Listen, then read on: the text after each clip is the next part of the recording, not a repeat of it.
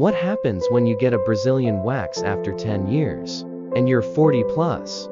It's not just about the pain, it's about power. Let's walk through the whole journey together.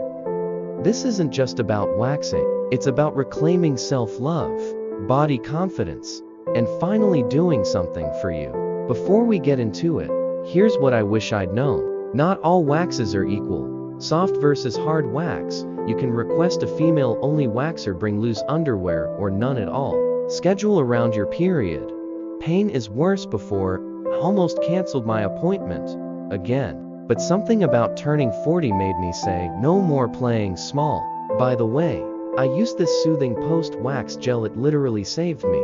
I'll link it below if you're planning yours. Best soothing post-wax gel recommended.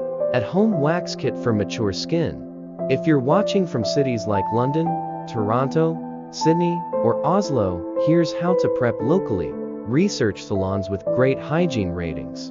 Call ahead about their waxing experience with mature skin.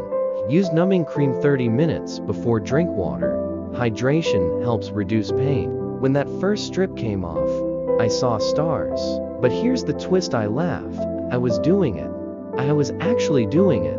I walked out taller. Not because of the wax, but because I kept a promise to myself. Have you ever tried a Brazilian wax over 40? Or are you thinking about it?